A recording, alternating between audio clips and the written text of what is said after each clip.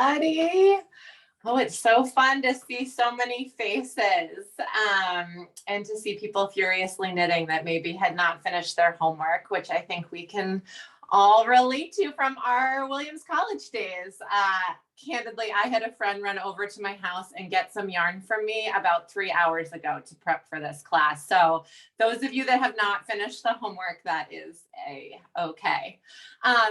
So good afternoon. Thank you so much for joining us. My name is Ashley Weeks-Cart, and I'm from the class of 2005. Today's workshop is a part of a year-long series of events that our office, the Office of Alumni Relations, has been doing to commemorate the 200th anniversary of the founding of the Society of Alumni. We are spending this bicentennial year celebrating and grappling with our past, examining our present, and imagining our future. We are united in a shared commitment to a liberal arts education, to lifelong learning, and into an inclusive society where all alumni feel they can belong. So thank you. If you've not been a part of any of our programming before, welcome, and you may have been to some events like this in the past. I also, as we begin today's program, I would like to acknowledge the legacy of displacement of the Indigenous Mohican people from the lands upon which Williams College sits.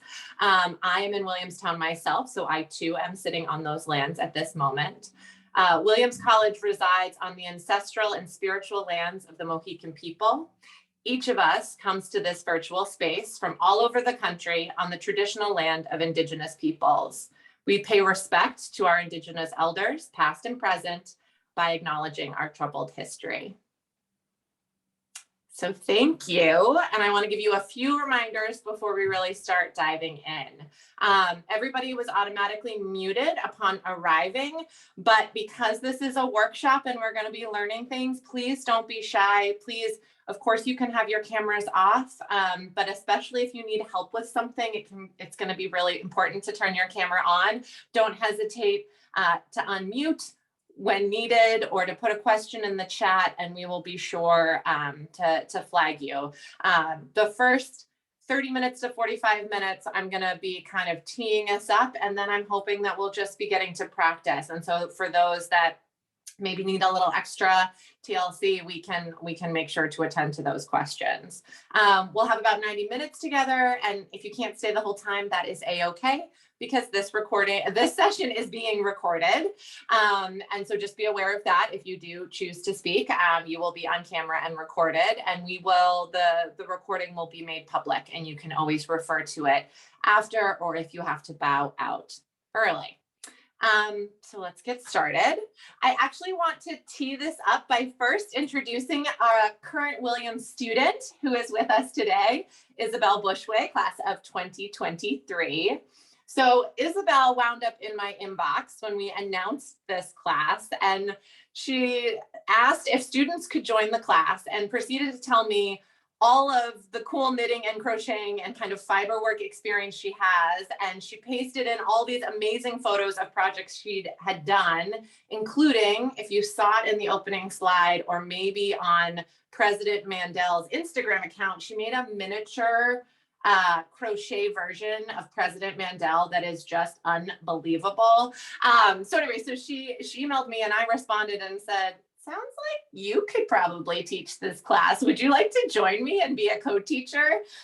So we met up for coffee and I roped her into doing this. So I'm going to give her a chance to introduce herself in just a moment, but Isabel is here so that if anyone is really struggling and maybe needs some one-on-one attention, you can put that in the chat and we can whisk you away into a breakout room and you can get some one-on-one time with Isabel to hopefully help you out.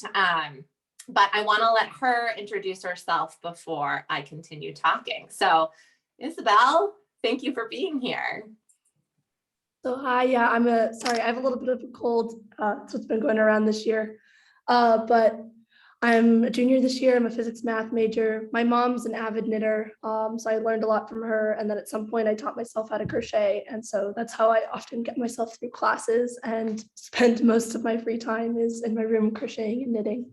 I'm hoping to learn how to quilt and do lots of other fun things, but limited time and lots of fun classes and things to do here. So very excited to be here and meet all of you. Thank you. So thanks for being here. So yes, so as we get deeper into this, if when we're in the practicing time you need an assist, please put that in the chat and we'll make sure to take care of you. So for myself, I am not a professional knitter. My full-time job is in the Alumni Relations office, which is how I got roped into this. But I have been knitting since I was a little girl. My maternal grandmother was an avid knitter and she taught me to knit when I was in elementary school. My mother had no interest. My sister had no interest, but she was able to rope me in. I'm actually wearing a sweater that she made when she was at Smith College way back when she was a wee 21-year-old. So it feels very appropriate that I am wearing something she made many years ago.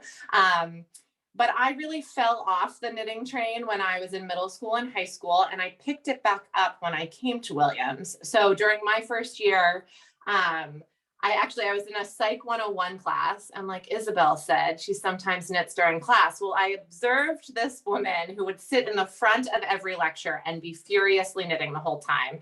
And it completely blew my mind that somebody could knit during class because I needed to take notes. But fast forward to winter study, when I find myself in a ski patrol winter study course with this very same woman, and we hit it off and we become good friends.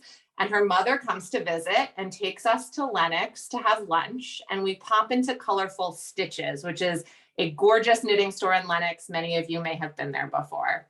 But we go into Colorful Stitches, and both her mother and my friend were avid knitters and picking out yarn. And her mother offered to buy me some yarn. So she bought me some gorgeous, gorgeous yarn, and I figured I should reteach myself how to knit. So I spent the rest of winter study relearning how to knit and making a very kind of wobbly scarf. And I found it today for this very class. I was going through some of my knitting projects. So anyway, I made a very fat wobbly scarf that I still have. But doing this project is what really got me back into knitting. And so that was almost 20 years ago. And so I have been feverishly knitting ever since. I'm very much self-taught. A lot of, I guess pre-YouTube, I would just kind of wing it. I look back at some of my earlier projects and like they're technically kind of a hot mess. I also am somebody that tends to never follow a pattern directly. I still don't really follow like the proper weighting or gauging, or like I've never made a gauge swatch in my life. And so I'm just being upfront with all of you because I guarantee there are more hardcore knitters in this group amongst us. And so but for those of you that perhaps are like me, where you just love it and kind of, I don't know, are okay winging it, it's okay to be on both ends of the spectrum. So candidly, a lot of it was very, very self-taught. And I had experimented with Fair Isle and color stranded work before and always wound up with just constant tangles, constantly having to like spin my work to get it to untangle. Like I did not know what I was doing. So in the pandemic, I was able to take some virtual knitting classes, which was great. There is this amazing woman named Tanis Gray, who I had followed on Instagram for years, who does really beautiful color work. And she offered a ton of virtual classes. She originally had been teaching in person in Virginia. So the pandemic opened up this experience to get time with her. And I absolutely fell in love with stranded color work. Learned some tips so that my yarn is no longer now tangly and a mess when I'm doing it. And then fell in love with it so much that I designed my first pattern, which is this climb high, climb far pattern. And just have had a lot of fun. It's been a great thing during the pandemic to manage my anxiety. As any of my colleagues will attest to, I am now somebody that very much knits during large meetings where I need to be listening, but maybe not presenting. So I have found knitting to be actually a really critical survival tool for me during the pandemic. I suspect that may be the case for many of you on this call. So I am hoping that we will have some time at the end because I would love to get to meet more of you and maybe do some show and tell and see your own work. But in the interest of time, I'm going to have us plow through some of the content that I want us to get through. And then if there's time at the end, I would really love to be able to interact with you all more and get to know you a little more. So by no means is this going to be a full and immersive experience into Fair Isle knitting. So I'm actually going to queue up a poll right now because I want to get a sense of who is in the room with us, what everyone's experience is. Obviously, if you're here, I mean, newbie knitters could be here, although I will not be teaching beginner knitting. There was homework under the assumption that you could cast on and do some ribbing. And so I'm going to launch this poll just to have a sense of kind of everyone's experience in the room and your familiarity, because that'll help me as I'm going. So queuing that up now. And there are 2 questions for you to respond to. One asking how many years you have been a knitter, and one asking your comfort and experience with stranded color work. I'm seeing a ton of people that have been knitting for more than 10 years. Holy cow. We really do have some advanced knitters in this group. And a lot of people that are really comfortable. I'm gonna end the poll in a minute, but I want to give you all another 30 seconds to respond. We got 86% participation, 88. Anybody else? Okay, I'm going to end the poll. I'm going to share the results with everybody. So you can see that we have a lot of very experienced knitters in the group. I don't want new knitters to feel intimidated by that. We are a friendly bunch. And again, that's why we have Isabel here. So if you need some more one-on-one attention, you can get it. And it looks like we have people that totally know what they're doing when it comes to stranded color work. And so I encourage you, as we're going and as people are asking questions, if you have something that you know that I'm not sharing and that could help the group out, please don't be shy. I am not proprietary or concerned about anybody else chiming in. I am well aware that there are a lot of people out there that know more than me, but this is a fun way to get some ETH knitters together. So I'm going to stop sharing that. And I will say, for those of you, I am not a big Facebook user, but I know there is a Williams Knitting Facebook group. So I encourage those of you that are like to engage in Facebook to consider joining that group, because it's a great way to interact with some fellow Williams alumni who also love knitting the way all of us do. So we're going to dive in. I sent you all a panicked email about an hour ago and screwed up the time, and I'm sorry for the panic that caused all of you.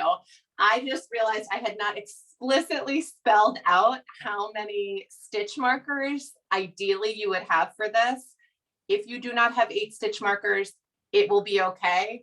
But I am sorry, I just, as I was prepping, doubted myself and wanted to make sure that I told you all to grab some stitch markers. I assume most people probably have their little knitting bag that has plenty, but I just didn't want anybody to be panicked and feel like I hadn't told them to have stitch markers with them. So anyway, if you don't have them, it will be fine. It's just, again, one of those tips and tricks to help make getting through a chart and a pattern a little bit more straightforward. So we're gonna start working, and again, follow along. If you haven't finished the homework, that's okay. Keep knitting away on the ribbing. I will also say this as somebody who is constantly mashing up patterns or changing patterns or disregarding what is in a pattern and doing my own thing. If you hate the 2-color rib, which I feel you, it's a giant pain in the butt. I mean, it looks really nice for the pattern, but like, talk about a time suck. So you can just do whatever ribbing you want. You can choose whatever color you want. I want to empower you to use whatever cast on you want. I like the German cast on, it's particularly for hats or socks because it's super stretchy, but do what you know and love. Again, it should be enjoyable and fun. So if you find the 2-color rib to be a total nightmare and make you hate doing it, don't do it. Just choose a color and go for it. We're going to cover kind of 5 things I'm going to touch on. We're going to talk about yarn color selection for Fair Isle knitting, and that'll be pretty quick and straightforward. We're going to talk about how we set up our chart and read our chart. Then we're going to talk about yarn dominance, which was not something I ever thought about until I took my first Fair Isle class about a year ago. And we're going to practice yarn dominance and making sure everyone's comfortable with that. And being attentive to that is how you make sure that your yarn doesn't tangle while you're working on a Fair Isle pattern. Then we're going to talk about catching floats, which is how you make sure that when you look at the inside of your work, you can see my hand cam, you're not having big things of yarn sticking out. And so there'll be sections of the pattern where you'll have to float a piece of yarn for more than 5 stitches. And so I'm going to teach you how to pin that down if you don't already know. I will also say I catch floats in a particular way. I'm going to teach you the way that I like to do it. I've seen lots of different ways to do it. So certainly my way is not the only way, but I am going to be teaching you how to do it. And you actually don't integrate it into the row itself. We'll be doing it the row above. And so I will explain all of that when we get there. But again, that's catching floats. And then I'm just gonna briefly talk about finishing and blocking, because that is super critical, particularly in Fair Isle and stranded color work. Again, speaking as somebody who had never blocked a single piece of her work until about a year ago. And now I am an avid blocker and can't imagine ever not blocking my work. So I will talk about some of that and just some best practice around that. But please feel free to chime in. Lots of stuff's happening in the chat, and I'm trying not to look too much because I don't want to be distracted and get off course, but I will look at that when we're able to have some time practicing, and I'll catch up on the chat. So first thing is color selection. For this project, it's pretty easy, purple and gold. This is like kind of a really deep gold, almost an orange. I also have this version here that is more like a proper yellow. Again, you could work the hat in whatever colors you want. You could do black and white, but with doing Fair Isle and stranded color work, you want to have the colors really pop and contrast so that the pattern really pops and contrasts. Of course, you could make a choice, an intentional choice to have the colors be more closely related, but I find for Fair Isle patterns that really stand out, you really want to think carefully about choosing your yarns. For something like this, it was straightforward. It's purple and gold. They are contrasting colors, and they are going to, the pattern is going to stand out with those two colors. But a trick that I did just want to recommend to you all that I have found super helpful is when picking yarn for a pattern, when you're in the yarn shop and say you're picking colors, you've got a Fair Isle pattern, take a photo of the yarns together and then convert it to black and white. And if in black and white, the yarns kind of blend together or don't strongly contrast one another, you're going to know that they're going to not read as contrasty as you might want. So that is a super, super simple trick. I mean, there's of course color theory you can use. I was an art major at Williams. You could think about the color wheel and going for contrasting colors on the color wheel. But I found that black and white trick is super, super useful if you're looking to find yarns that contrast one another, which I think, again, in this kind of knitting is really important. So that's just a helpful tip. I'm not going to get into gauges and weights and all of that because that's not something I am ever super attuned to. But I will say that, again, for this kind of knitting, using an animal fiber, so sheep, alpaca, wool that comes from an animal versus an acrylic versus a cotton is recommended, because when you block, the fiber will kind of expand into one another and you'll get a more seamless and finished project, more seamless finished project. That's not going to be the case with a bamboo or a cotton or a non-animal fiber yarn. So of course, you could knit in an acrylic, you can do all of that. The blocking will not be as essential then in that case. But working with animal fiber yarn for this, you're going to find that then the pattern, it just becomes more like a seamless piece of fabric, the two colors, when you do the blocking. So again, just some tips that were revolutionary for me when I started doing stranded color work. Okay, so that's choosing your yarn for this. Now we're going to talk about reading a chart. And first things first, as somebody who doesn't even own a printer in her home, I've started printing my patterns at the office where there is a printer, but I highly, highly recommend that you have a physical copy of your pattern to be able to follow your chart. I sometimes work from my phone and literally crop the photo after every row that I do to make it smaller and smaller. But the simplest way is just to have your chart and then have some Post-its. And so what we're going to do, so for the chart that we're going to be working with today, it is 28 across, so 28 stitches across, and we're going to be repeating it 4 times. For these hats here, this is the pattern that we're knitting today with 4 across an adult hat.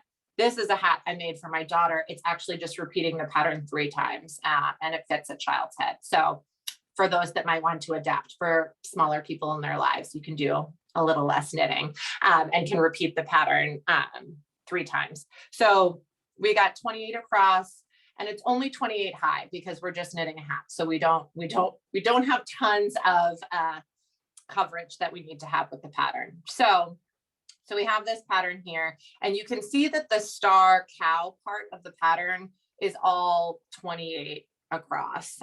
So we're not going to be able to break that up. But something I want to offer, and with more complex Fair Isle knitting, often there are sections of the knitting that could be chunked up even further that can make it a little bit easier as you're then working through your chart. So what I mean by that, here we have the heart and the W, the heart and the W. So this is actually repeating twice within the 28. So you can take your ruler and see that at row 14, so I'm just lining it up there at row 14, we actually have done that marks. I'm just going to draw, well, let me do it with a brighter marker. That marks the section that we're going to be knitting in the beginning. So we actually only need to be focused on these 14 stitches in the beginning. Yes, you're repeating it 8 times, this section 8 times. So the first thing I want you all to do for those that have finished their homework is we're going to do one more row and just straight whatever you chose as your color B. If you're following the pattern exactly, it'll be the purple. So you can do, I have already done it, but you are going to knit one more row in the purple and count 14 stitches and place a marker after 14 stitches. So you can see that I have in mine stitch markers going throughout, and you should think about having your beginning of row stitch be a different marker. So I have this fun little yellow bobble that is my end of row. So you're going to knit 14 stitches, place a marker, 14 stitches, place a marker, just do it straight in the purple. So that as you go around, yeah, you have this first part of the chart broken up, and it'll just, you don't have to do this, but mentally, I find this really helps make sure you know where you are in the pattern. So I'll give people a moment to do that.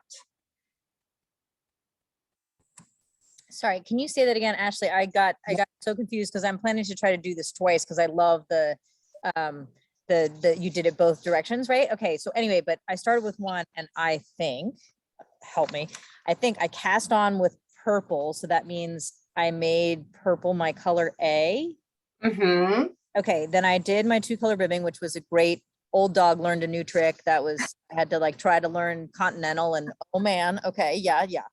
Anyway, and then, so I did the 8 rows of ribbing, and then I did another round of purple, and then I did 2 rows of gold, and now you're saying another row of purple? Or so for 11 rows, right? For you, I think it's going to be another row of gold, whatever your color B is. Basically, the next I did, it'll wind up being that you have 3 rows rather than 2. Oh, okay. Okay. Which will be totally fine. Okay. Thank you. Oh yeah, no problem. So does that make sense? Anybody else have any questions about that? As you're going around, just put those markers in. And also it's great that Vanessa mentioned continental knitting. I am not a continental knitter. I have tried to teach myself. It drives me bananas. I am not somebody that has been able to master it. I find my gauge gets all off and it makes me crazy. So I am a thrower or a European knitter. So I'm going to be teaching that way. For those that are continental knitters, you should be able to translate. If we had more time, I would actually teach you. There are brilliant ways to learn. You do both. You throw and continental knit. simultaneous in Fair Isle knitting, and it's very cool, but we just, in 90 minutes, there is not time for that. But if that's something folks are interested in, you absolutely should either look up Tanis Gray, hop on YouTube, but just as a heads up to folks that you will be seeing me throwing my work. And that means I'm a European knitter, but I think that for those of you that are continental knitters, you will pick up on the threads of what I'm saying, that it won't be a problem. So yes, English knitters, throwers, you knit with your right. So you'll see me when I am knitting, and I'm going to get the chart out of the way. You'll see me lifting like that versus holding the yarn in my left hand. And again, there's really clever ways to do Fair Isle work. For those of you that are quite experienced, you probably already know how to do that, where you're doing both. One color is in the left and one color is in the right, and you're throwing with one, and you're picking with the other. Picking is what people say. Okay, so hopefully everybody has set up that row. So we are going to embark on doing our first row of the pattern together. And keep in mind, we only have to worry about these first 14 stitches, and then we're just repeating those 14 stitches 8 times through to complete the first row.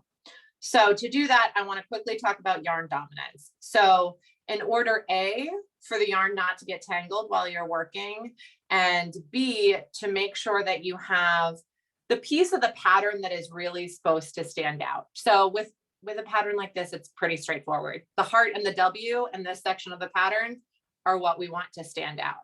And then when we transition up here, it's the star and the cow that we want to stand out. So that means the yarn color that we are using, and in this case, I'm going to be using gold for the heart and the W if you're following the pattern exactly, and the background color will be purple. So we want, for the first 9 rows of this thing, or the first 8, I guess, because the W ends at the 8, we want the dominant color to be yellow so that it pops. And you don't think it matters, but if I were to do the inverse, you would see I did not have time to do an incorrect hat. But if you were to do that, it just does not pop out as much. And this becomes even more important with more intricate or kind of detailed Fair Isle work. So to do that, I'm actually going to move this guy out of the way so you can just see my hands. So for dominant color, so like I said, the yellow, let me get them in the screen. The yellow is the dominant color in this section. So dominant color actually goes underneath the working strand. So I'm going to do this a lot, so don't get overwhelmed. Just hang with me, and I will do it many times and make sure that you're feeling good. So I am actually already on row 3. So also people don't get overwhelmed by that. I'm going to demo here, and then you can go ahead and work on row 1. If you start feeling like you're getting it, you can start on that. But so I've already knit the first stitch of, oh no, row 3, I'm supposed to be knitting yellow, apologies. So you can see right here that the purple is what I was knitting with, and I'm now picking up my yellow and I'm going underneath the purple, and I'm going to knit the 5 stitches. And again, I'm a thrower, so I'm just knitting in the way that I knit. There's nothing fancy happening there, nothing that any of you shouldn't be comfortable with. So I just knit those 5 rows, and now I'm at purple. So I need to do a stitch of purple, and I've just been knitting in my dominant color. So the non-dominant color goes on top. So I'm trying to make sure you all can see. I'm just going to drape it on top of, rather than going underneath.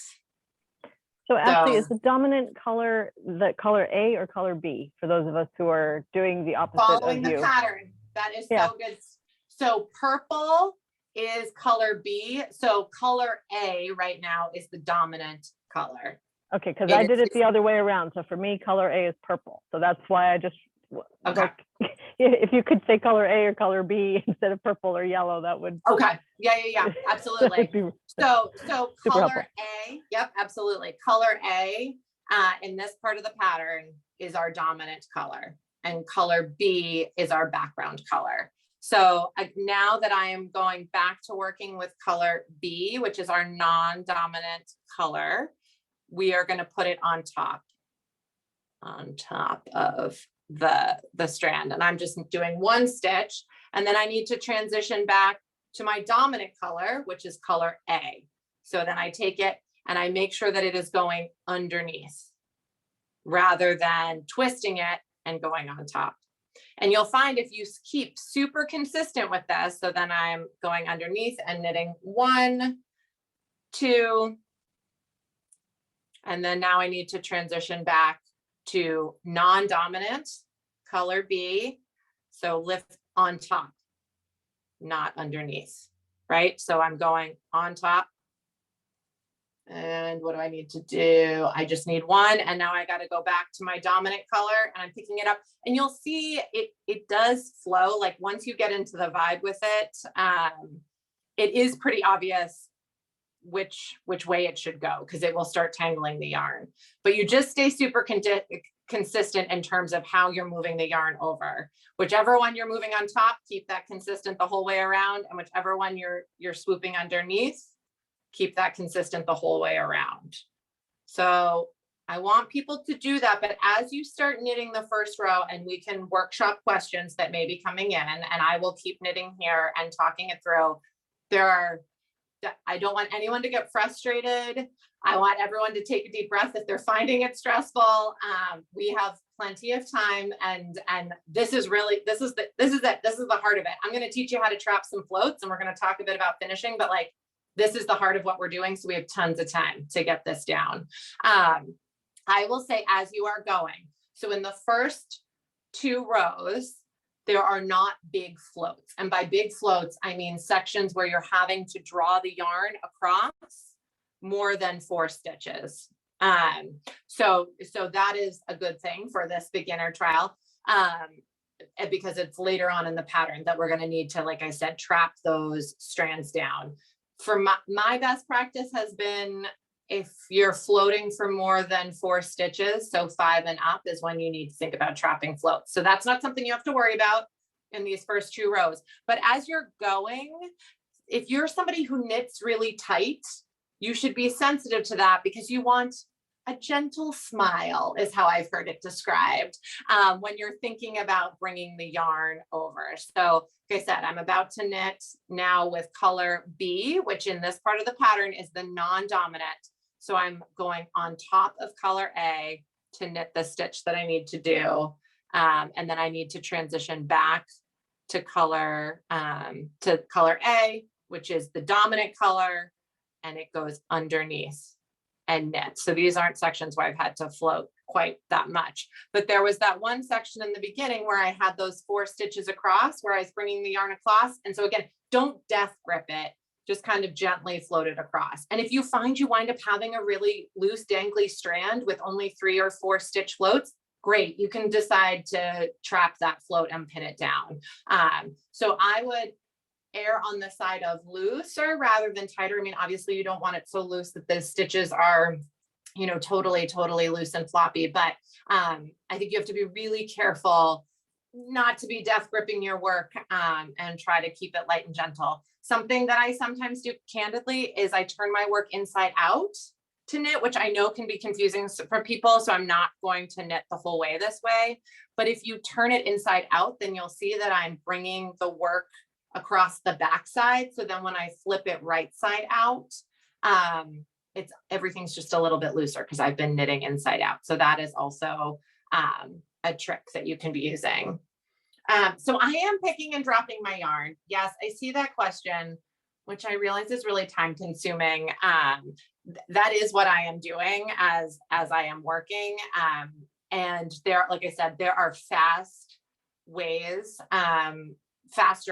where you actually can hold, you can be picking and throwing simultaneous. We don't have time to practice and do that.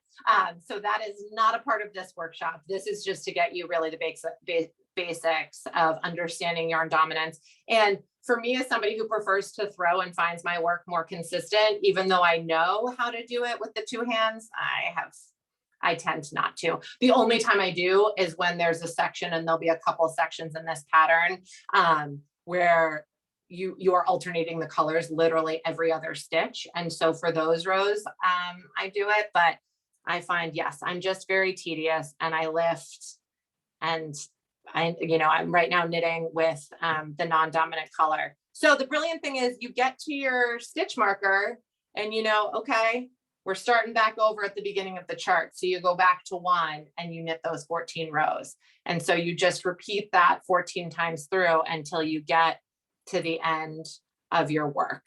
And so that can be a great way, just in case you've messed up partway going through, you can back it up. I find it's a good way just to keep count of what is going on. So I want to take a pause. People are working away. Does anybody have a specific question? I can look through the chat, because we are just, for the next 3 rows, because like I said, I don't catch my floats in the row they need to be caught. So I want everybody to make it through row 3. So we have lots of time to do that. And again, we can put you in a one-on-one breakout room if that would be helpful. I can keep demoing and talking it through, but is this making sense to folks? Or you don't have to answer that, but if it is not making sense, unmute yourself, put it in the chat, and let's talk it through.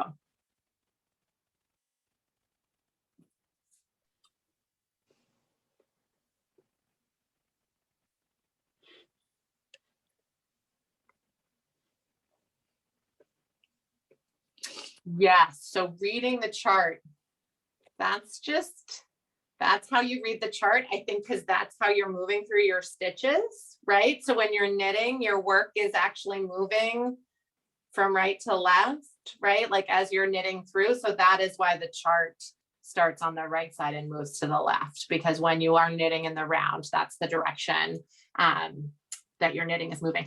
If you do, look, talk about noob mistakes. When I first did this, I totally knit from the left to the right, not really understanding. And it can throw off a pattern. I actually don't know if it would throw this one off. But I remember, I forget what I was doing. This was years ago. And it's thrown it off. So I should have said that. Thank you for that question. It does matter. Stay consistent and moving from right to left, because that is the direction you knit in when you're.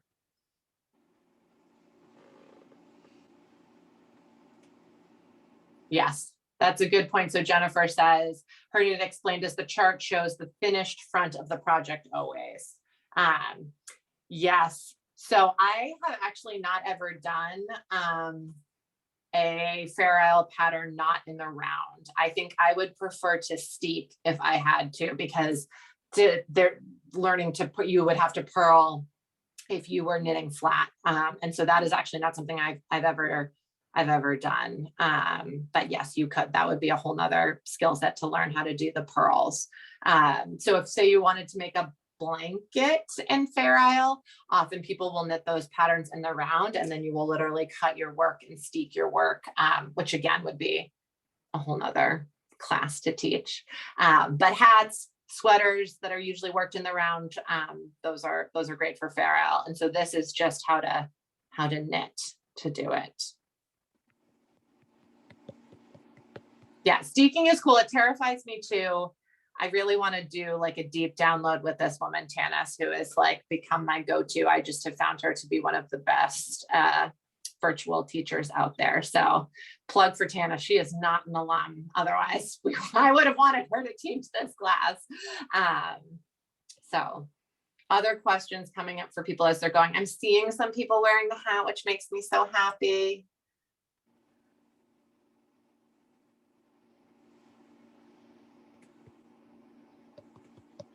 So is the yarn dominance making sense for folks? And I can actually get back into my pattern. What's so funny is, I'm interrupting again, that I actually came up with doing this years ago when I was doing a Fair Isle, because I hated having to twist, because I kept doing everything under. So then I'd, at the end of every row, have to do this massive untwist. But I also was knitting it flat. I don't know whether that makes a difference, probably not. Anyway, and so, but I had no idea it had anything to do with dominance. So now it makes sense that there's a dominant sense. And so then I can see why you'd have to switch for the 2 different sections of the hat. So excited to not have to untwist my balls of yarn. That was honestly like what inspired me to finally take a course and learn, because it just drove me nuts how much I was having to untangle. And then learning about yarn dominance, it was like, oh my goodness, this makes so much sense. And so it will make your work look a lot more consistent. So go ahead and finish row 3. I want everyone on row 3, because row 4 is where we are going to learn how to trap the float. There's that 5 stitches of the heart that happens in row 3. So we're going to trap those floats. So I'm actually going to quiet down and get to that point in the pattern as well. But yes, please chime in with questions. Jennifer. Ashley, as you do that, could you show us again what you mean by knitting inside out? Oh yeah. So I'm literally just tucking it down in. I'm just going to keep going as though, sorry, I'm trying to also look at the pattern, but if I mess it up, it's all right, as long as you guys get to see the 5 floats. So where am I in the pattern? So again, this is my dominant color A. So we're going underneath, and I'm doing the 2 stitches, but do you see, I mean, it doesn't change. It's literally just tucking the yarn under. So it just gives a little bit more fabric that it's going over. So that makes sense.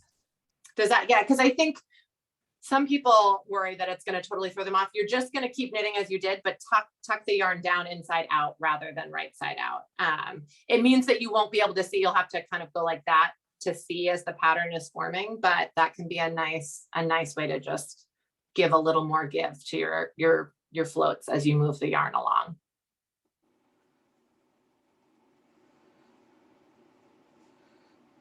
You're all doing great. I love seeing everyone feverishly working away.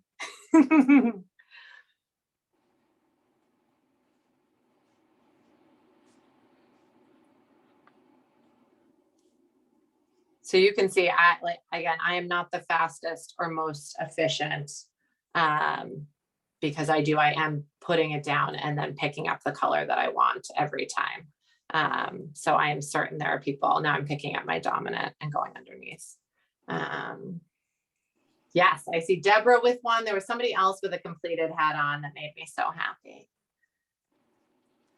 So for those of you that are skilled Fair Isle knitters, am I missing anything yet that you would add?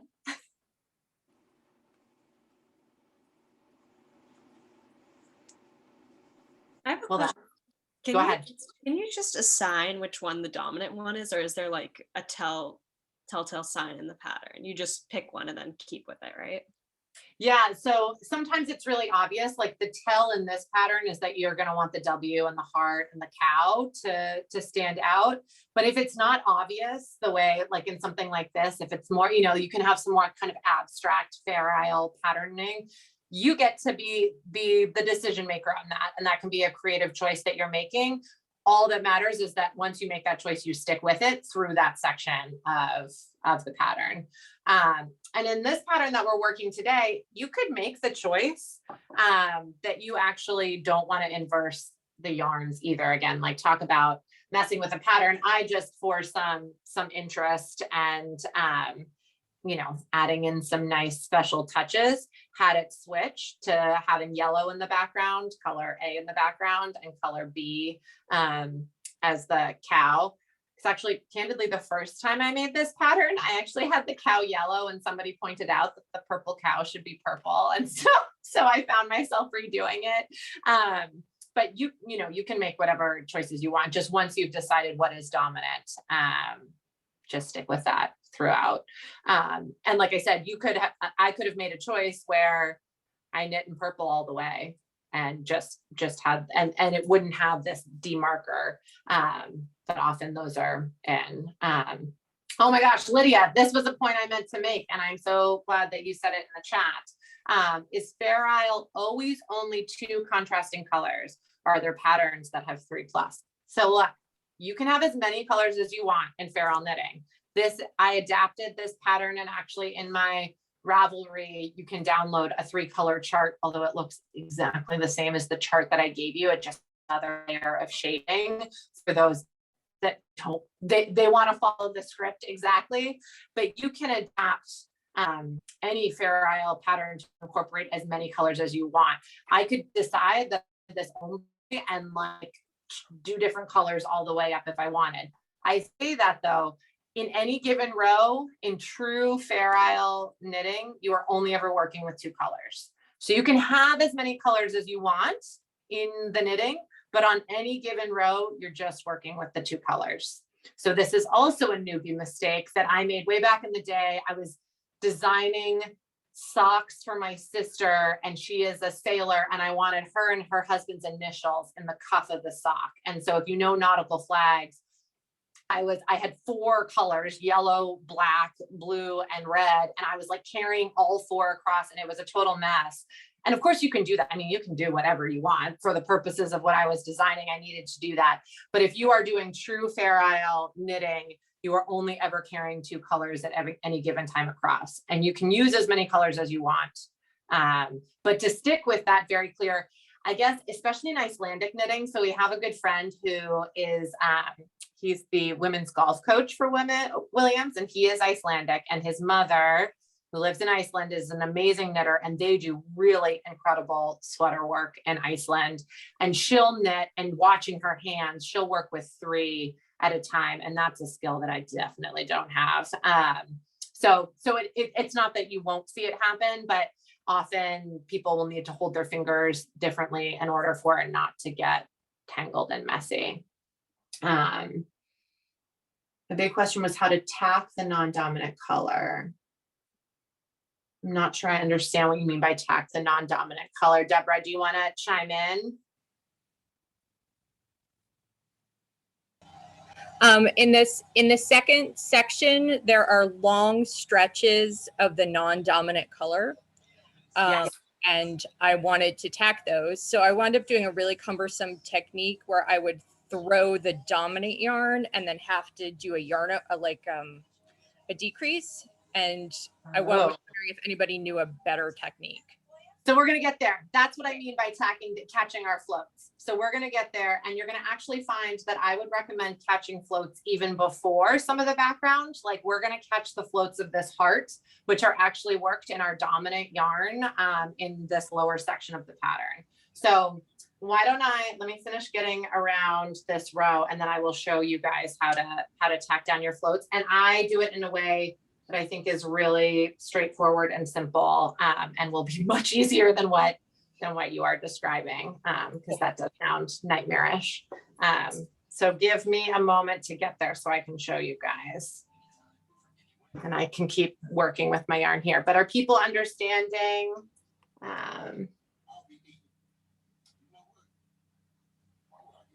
Yes. So work row 3. Don't trap that. You're not trapping the floats. There is going to be that 5-row float in row 3. Just knit row 3. And when we get to 4 is actually when we trap the floats for the row below. And in terms of designing a pattern, I am certain that there are great softwares out there and things that folks can use. I truly, again, am somebody that just messed around with graph paper. Candidly, I messed around in Excel to get this particular pattern. I just shaded in, used the little paint bucket tool and shaded it in. And in my intro slide, you actually saw some iterations of this hat that I made and then scrapped because it wasn't working in the ways that I wanted. The floats were too long, just the way that the coloring wound up working. It was the evolution of making a pattern. But I think there may be people on this call that know how to properly design a pattern, but you can always mess around in Excel or with proper graph paper and play with designing. Yes, exactly. Polly says, I use Excel because you can adjust the size of the squares to be closer to how it will come out than a square in graph paper. So you'll notice this looks a little wide, and that's going to happen when you're working with exact squares, but when you knit, that's actually not how it winds up looking. So, I mean, the star is a chubby little star, that is true, but it's not quite as chubby as it is in the chart, right? And the cow isn't quite as wide, nor is the W quite as tight or quite as wide. It's much tighter in the actual knitting. So with Excel, you can make it a little bit skinnier so that you can actually get a sense of what it will look like when you're actually knitting. Oh, and there's knitting graph paper. There's lots of good tips coming into the chat. So I recommend everybody check that out. Oh my gosh, I'm making my way, guys. Is everybody already to row 3? And I'm the slow poke here. Any other questions about this? Are people understanding now, dominant? And again, don't beat yourself up. There's going to be moments where you don't, and you find that your yarn is twisted and you just untwist it and keep moving. As long as, for the most part, you are being consistent about what is your dominant versus what is your non-dominant color in any given section, or you're just making intentional choices about it, right? This is the art major in me. Everything, you know, you can know the rules and break them. So if you decide that you look at a pattern and you actually want the dominant color to not be the main part of a pattern, that is an intentional choice that you can make. All right, I'm getting there. And again, a light smile, no death gripping. And then we do this trapping the floats, like what Deborah was saying, because there are sections later in this pattern where there actually are some very long stretches where you're going to have to float the yarn. And I will say in those instances, you may find you want to trap more than once. And I'm going to show you how to do that. And it's super simple and straightforward, and you should not get overwhelmed. But there are going to be sections when you get up into the cow where you are going to be floating your yarn across many stitches. And so this is a way to make sure you don't have dangly yarn. It's more critical in something like if you were doing socks in Fair Isle or mittens where fingers and stuff are going in. A hat's just going on your head. So you don't really have to worry as much about fingers, but it can just help make the back a little bit cleaner and be a way that yeah, it tightens up some of those stitches that are, you know, you're gently floating across. Almost there.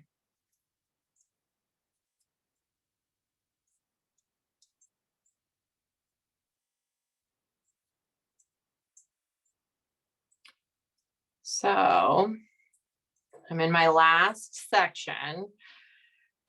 And I will also say that once because we are not going to make our way through this whole thing in the next 35 minutes together. But I'm hoping that you all will feel empowered and like you are able to keep going. But when you get to the section where the cow and the star are, you are going to remove a stitch marker that is between the 14, if that makes sense, so that you just have four repeats. So I will mention that again. But when you get to that section, you're going to be working in chunks of 28 rather than chunks of 14.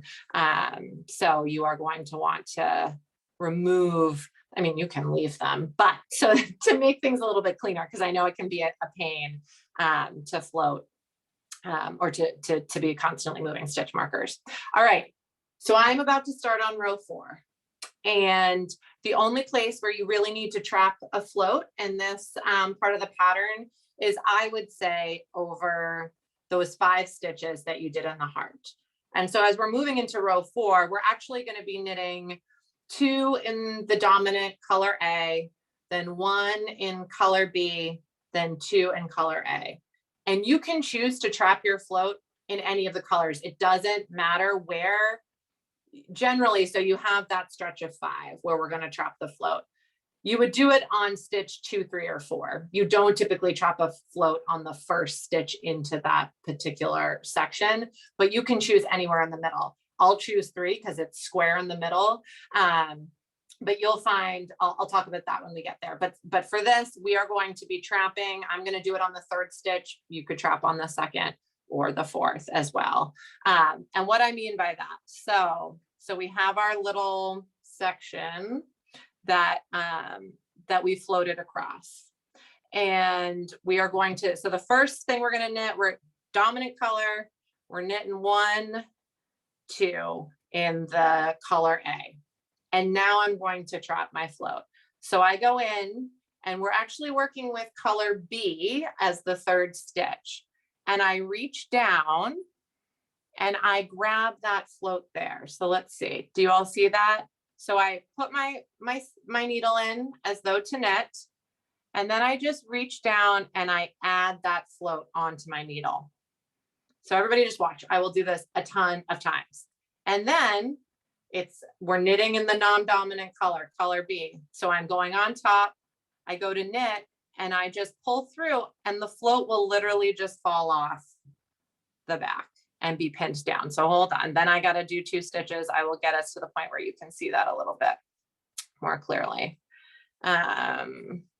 So then on the back here, we have actually pinned down the float right in there. I know it's hard to see on this. So let's keep going. I'm going to get to the next heart. So I'm going to get to the second repeat of the pattern.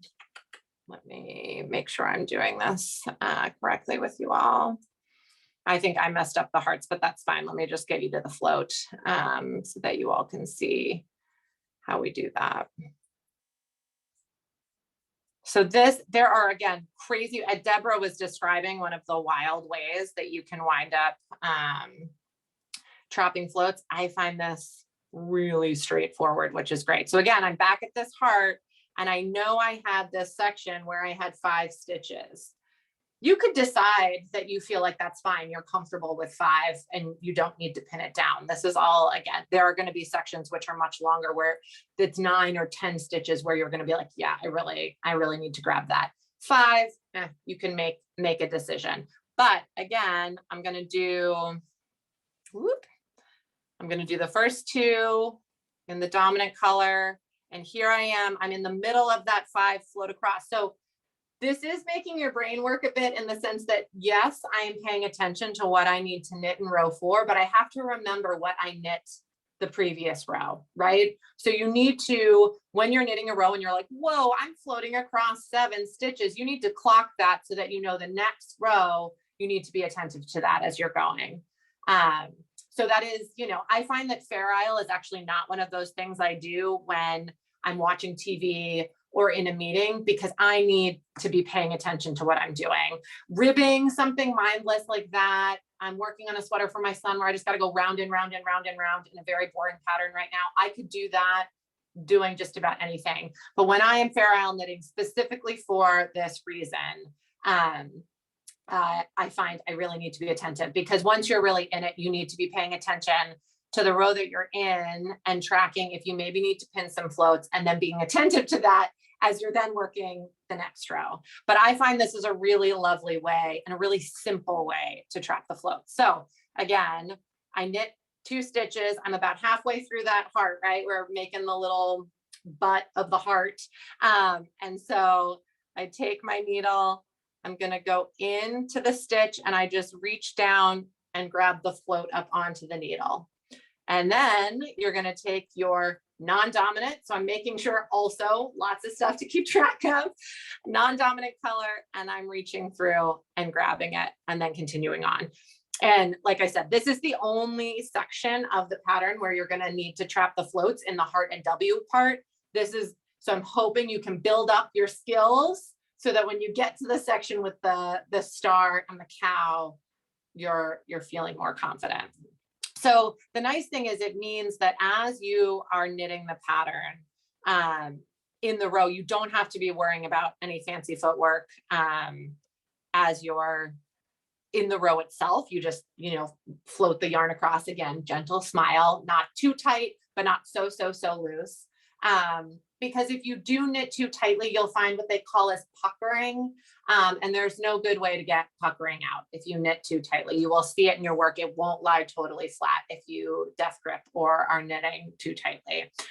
So that is something just to be aware of. And I'll talk about blocking in a minute, but I see some other things.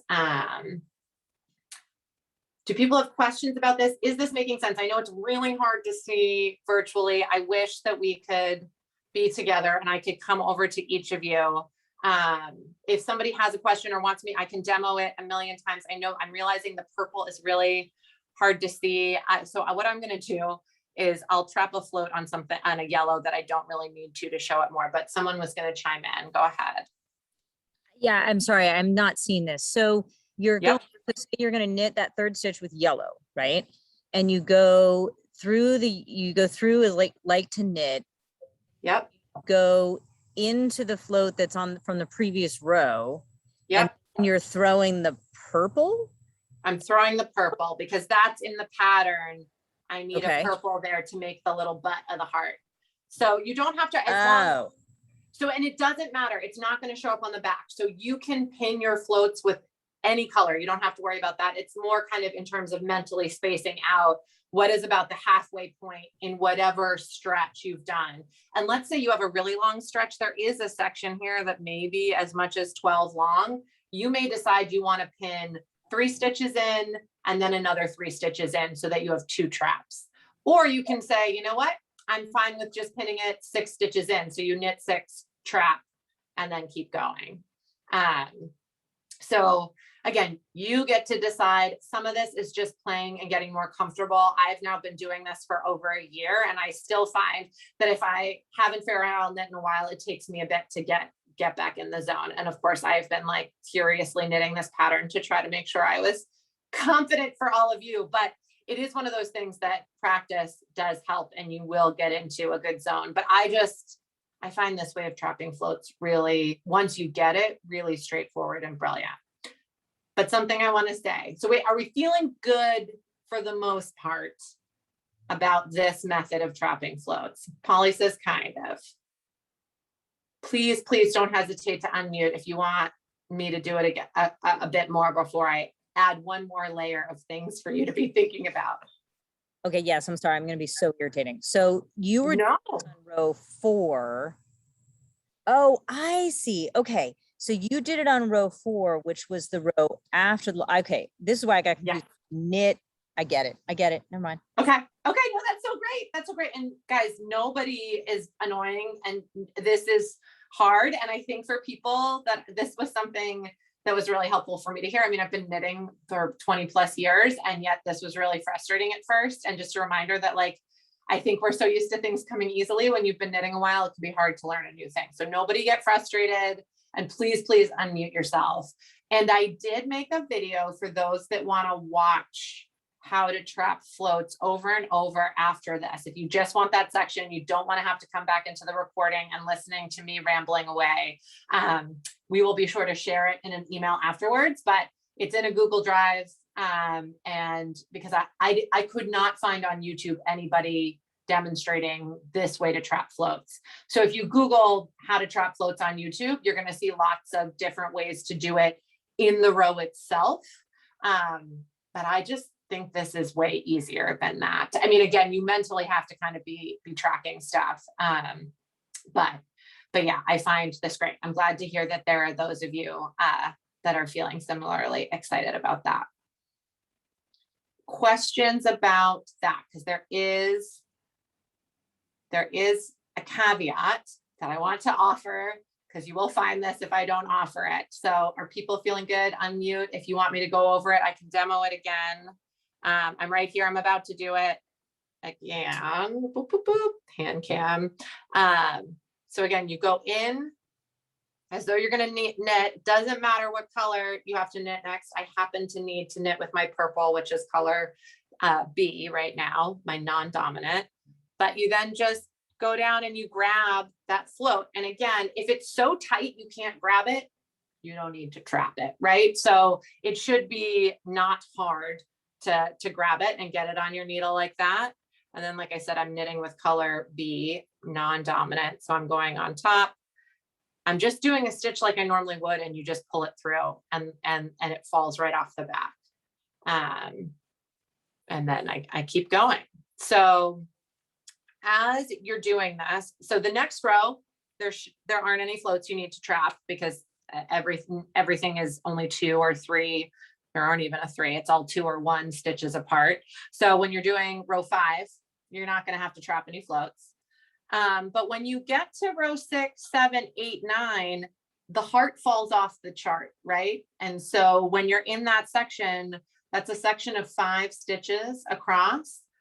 So you're going to be trapping floats as you go. Or again, 5 is not like a critical number. I let you all decide, but potentially you are going to need to be trapping floats for all of those rows because it's many, many rows of 5-stitch across floats.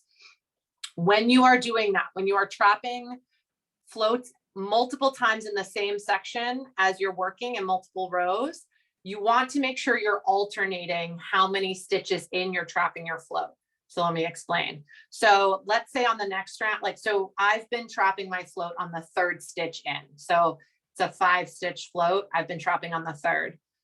If I needed to do that also on the row above, that there were 5 stitches directly above, I would just make sure to not trap my float on the 3rd stitch. I would go with the 2nd or the 4th, because otherwise you're actually going to start seeing some separating in the yarn.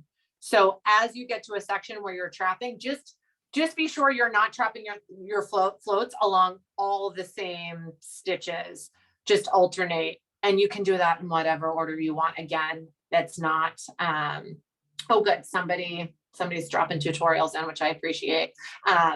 But that is just a caveat. You'll see it. So if you do accidentally do it, you're going to notice it. And that's why it's happening. So does that make sense to folks? Anybody, please unmute if that doesn't make sense or you want me to repeat that, but that is just something to be aware of. And so you're going to notice it particularly here. When you get in here in the cow's face, when you're in here, you're going to be trapping floats multiple rows in a row.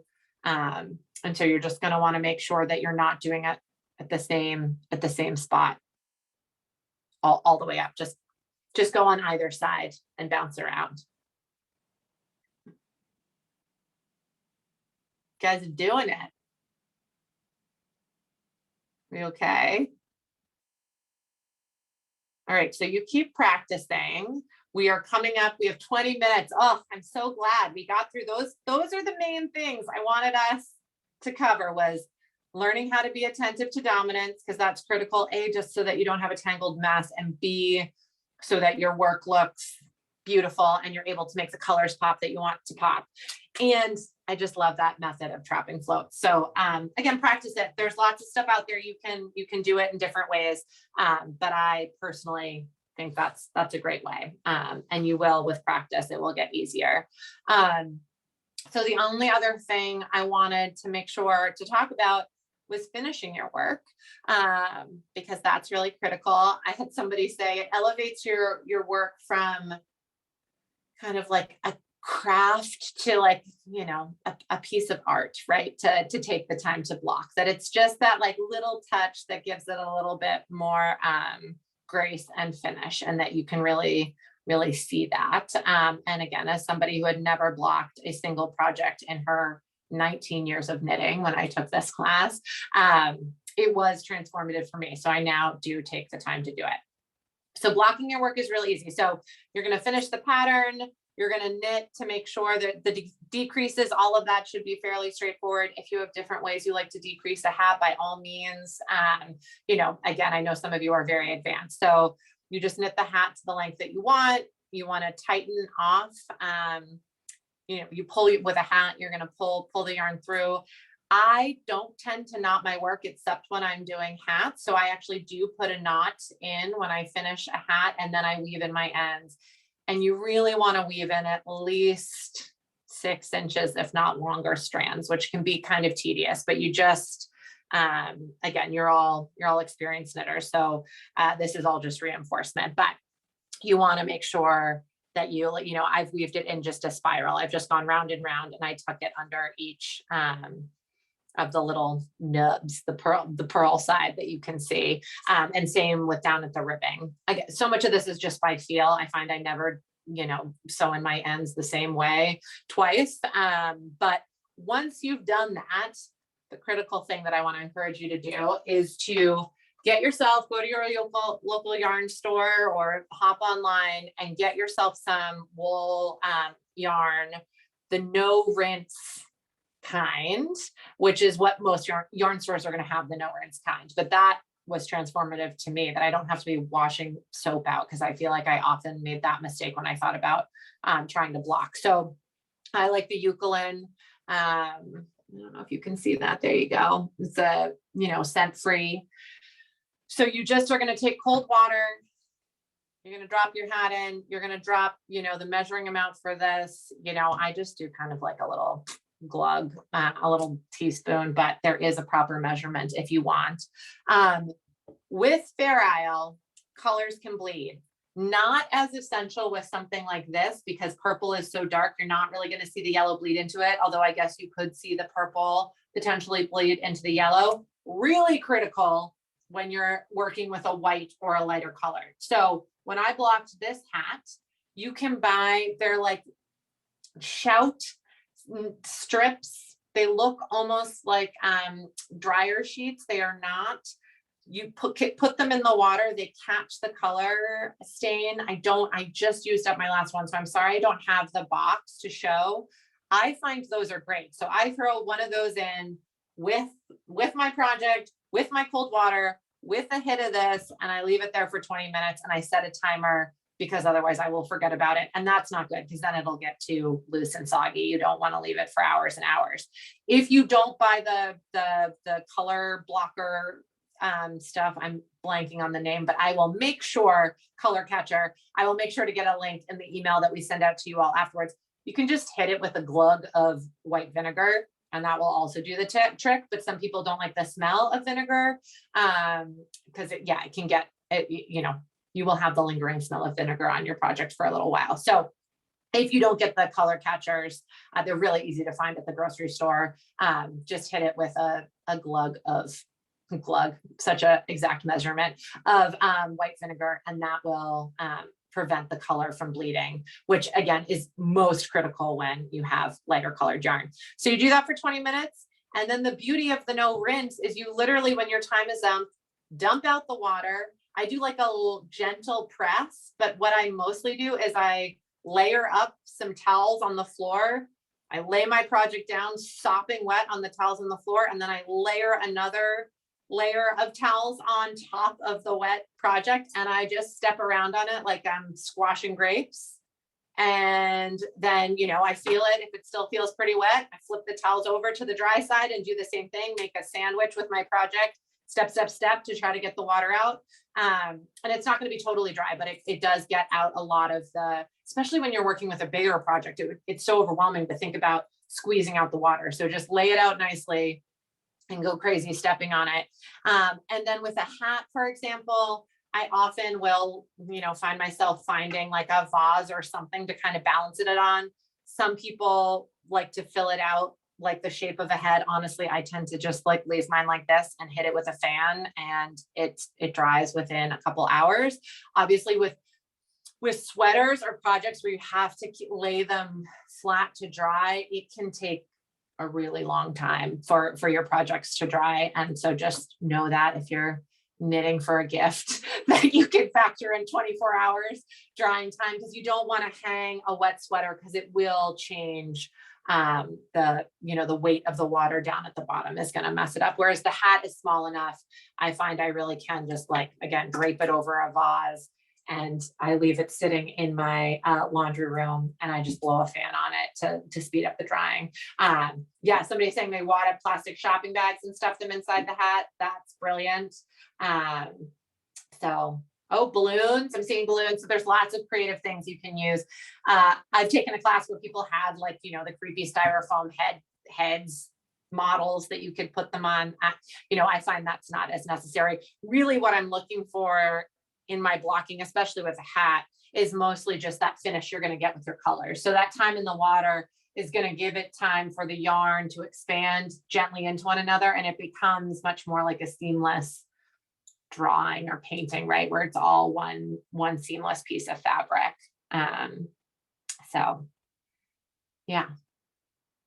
So I hope this encourages those of you that have been resistant to blocking to maybe give it a go. It's not as painful as I once thought it was, especially with a small project like this.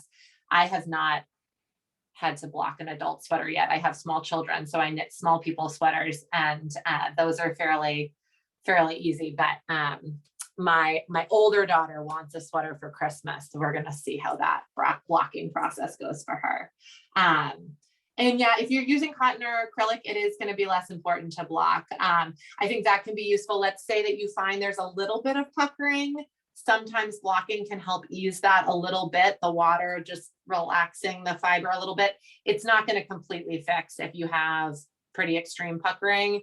Or like with shawls, I'm not somebody that tends to knit shawls.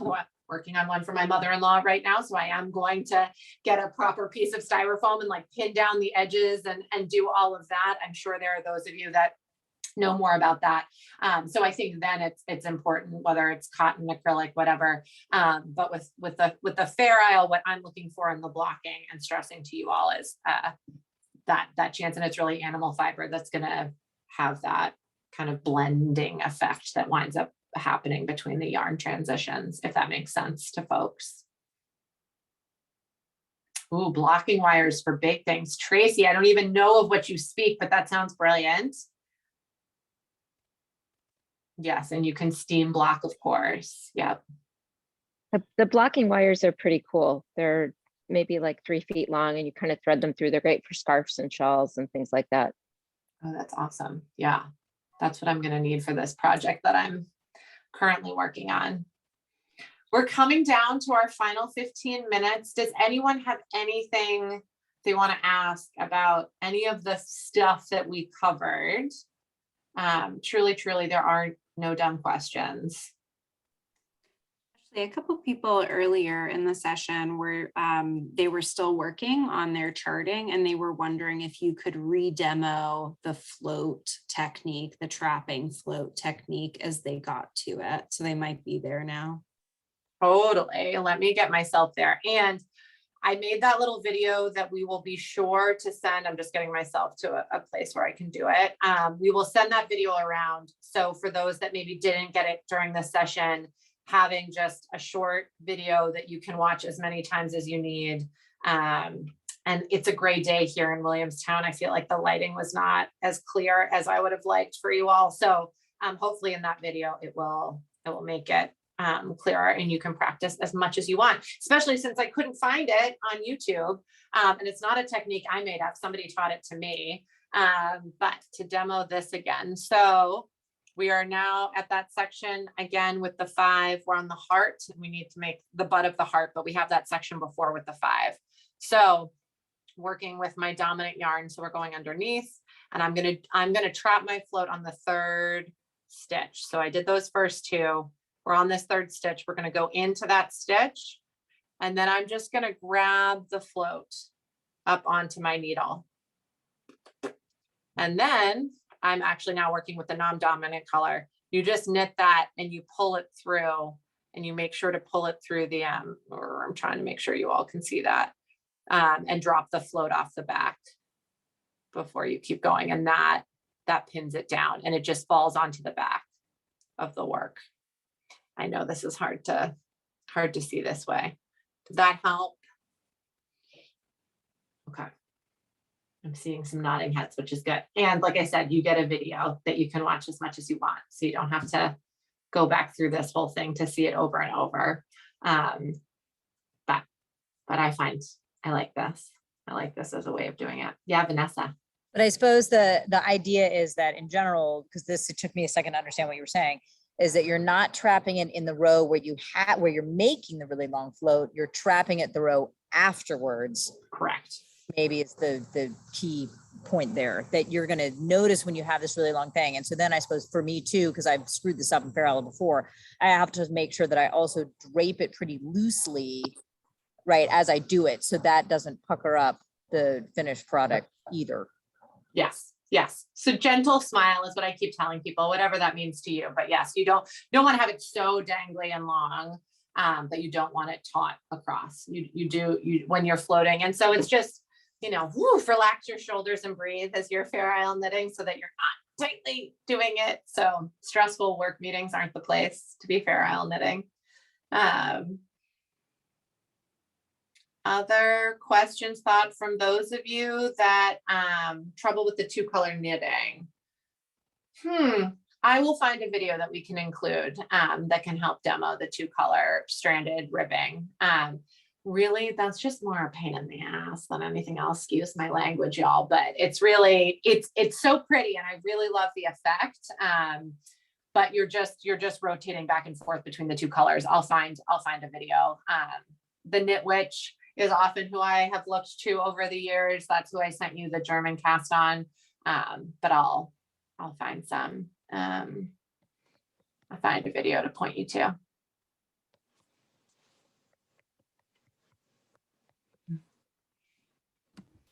Ashley, if you have a long vertical where it's, you know, red on one, purple on one side, gold on the other, how do you keep those? I've had those kind of want to pull apart. A long vertical. So like if you're doing a T, for example, instead of a W, and you had that long vertical, but those two colors can kind of start pulling apart a little bit. Any suggestions? No, I mean, I think if you're being consistent with your dominance, and because that does come up a couple places in the pattern. I haven't found, I don't. Does anybody else have good advice for that? Because I'm not sure that I have a good answer for that. Other knitters with ideas.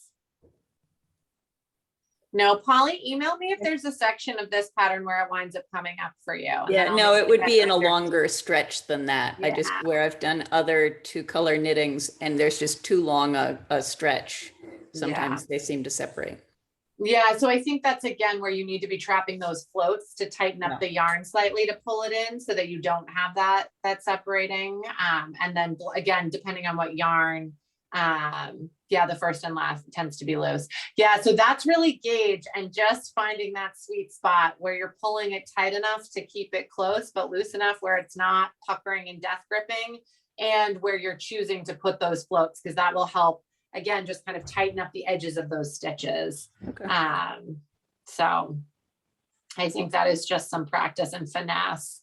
And yeah, being attentive to making sure you're trapping floats where there's a really long section of yarn going across. Anything else before we wrap up our time, or maybe do show and tell if people have fun things they want to show? Because final 5 minutes. Anything else about this? Or again, people that have been fair island knitters, please chime in if there's things you think we all should be thinking about. Kate Kennedy is asking in the chat if there's any issue with travel and taking projects on airlines these days. Does anyone have any intel on that if you've traveled recently?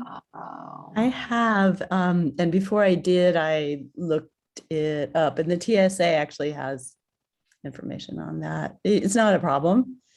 And if you need to bring scissors, you can get those the little scissors that are typically for beauty work, but that have the rounded tips, and then your scissors aren't bad either. Like the ones that they sell for preschoolers or kindergartners. Yep. I think also if they're just small, like, because I brought these on an airplane and they're pointy, but they're like 3 inches, and the blade is ½ an inch, and they were fine. Yeah. I've gotten away. These are in my little bag, and nobody's ever given me a hard time about them. Granted, I have not flown since February 2020, but yeah, I've found that I've not ever gotten in trouble with my knitting needles. Blades less than 4 inches are supposedly fine. Okay. If you put dental floss, the little thing that cuts dental floss, if you put that in your bag, you'll always have, they'll never take that away from you.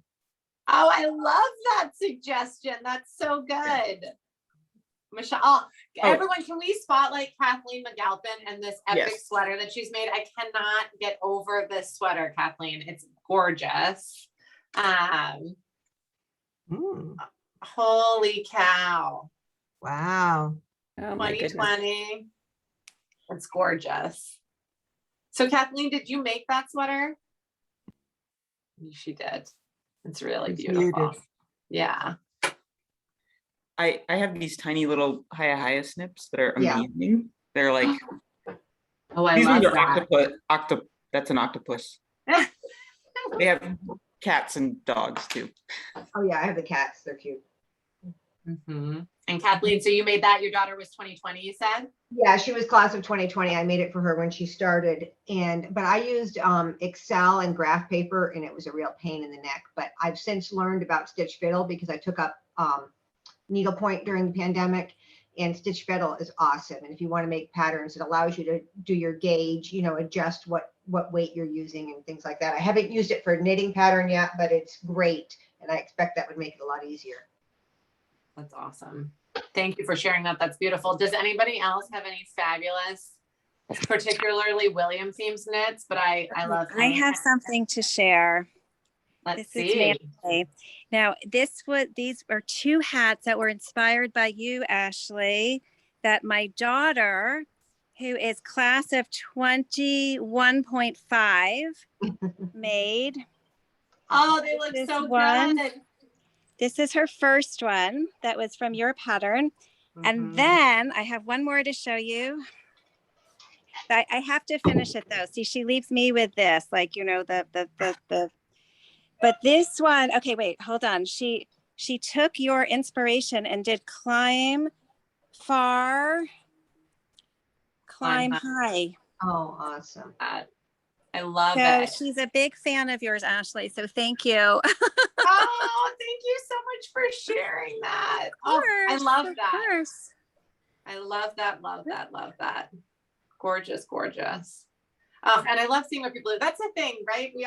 I love seeing people riff on patterns and really making them their own. Thank you for sharing that. Any others before we have to sign off? If you're not on Instagram, I don't know, ask a kid or somebody in your life with Instagram and go see Maud holding her little miniature version. Or maybe if you share the screen again, Layla, with that slide of Isabel, I just want to leave everybody with the brilliance that is Isabel and her. Granted, it was crochet. I understand this is really a knitting crew, but talk about somebody just making something up. Oh, great. It's in the chat. You can go see Mini Mod there.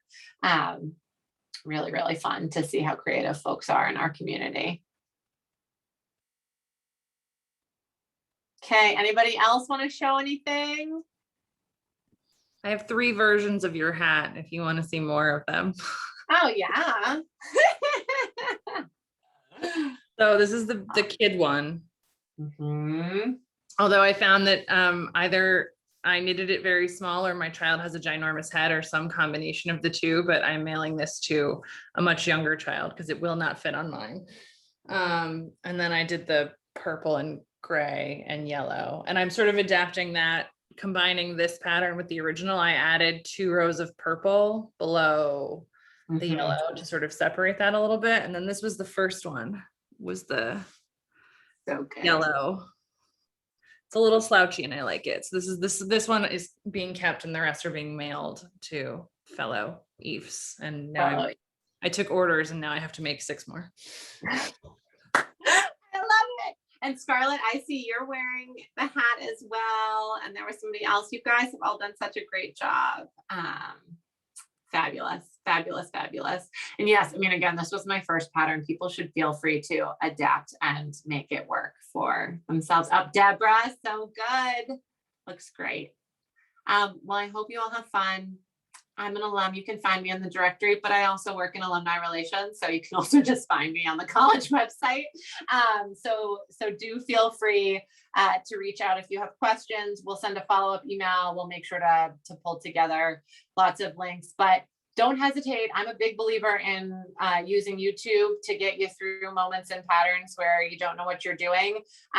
Although there is something really lovely about having a synchronous moment with real life people that you can connect with and talk to. So I hope you learned some things, and it was really, really lovely to see all of you. Thank you so, so much for being